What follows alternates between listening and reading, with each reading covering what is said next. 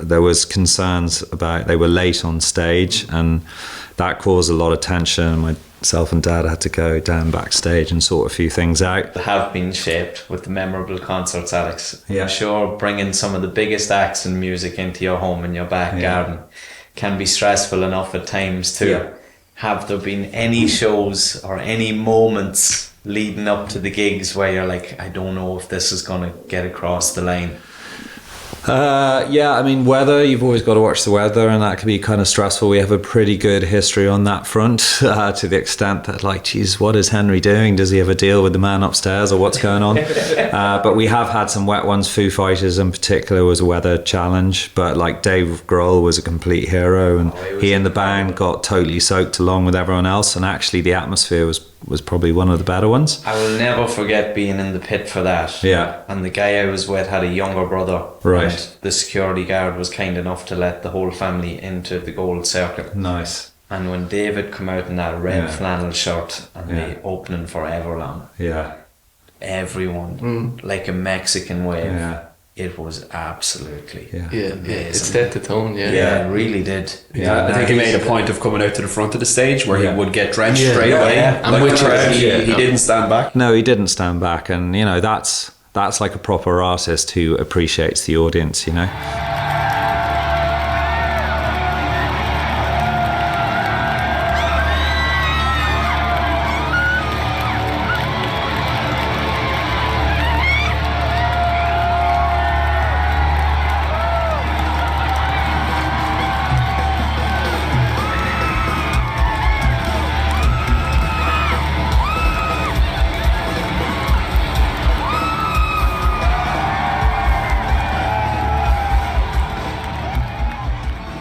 And those moments, there's been lots of those good moments with Slane over the years, but I guess in terms of challenging ones, some of the gigs have been challenging. Sometimes it's the personalities, sometimes it's just logistics and traffic and all of that. So I think you never stop learning, and our job as the venue and then obviously the promoters we work with, which has mainly been MCD over the years, we're always looking to improve and kind of make it a better experience for the fans, and I guess for the artists, but fans always come first. So we've had some nerve-wracking moments. The first Guns N' Roses gig in '92, they came back in 2017 and they were a very different band. You know, there was a lot more going on in their lives in '92, and the behaviour maybe was a little different. There was concerns about they were late on stage, and that caused a lot of tension. Myself and Dad had to go down backstage and sort a few things out. And I won't go into the ins and outs of that, but that was probably one of the scarier moments we've dealt with. But overall, we've been pretty lucky so far.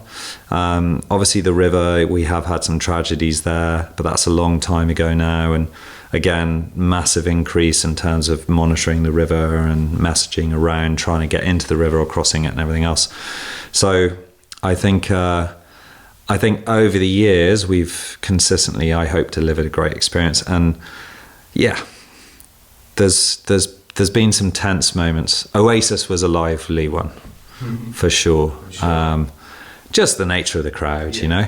And when you throw Prodigy and Kasabian in there as well, that's never going to be a quiet audience. No, but it was a great show, though. It was an amazing show, an amazing show. But in terms of kind of policing and managing, maybe a little tougher. But you know, it goes with the territory, and you know what you're getting into. 100%. For sure. Get your Guns N' Roses tapes, there you go. Get your Guns N' Roses.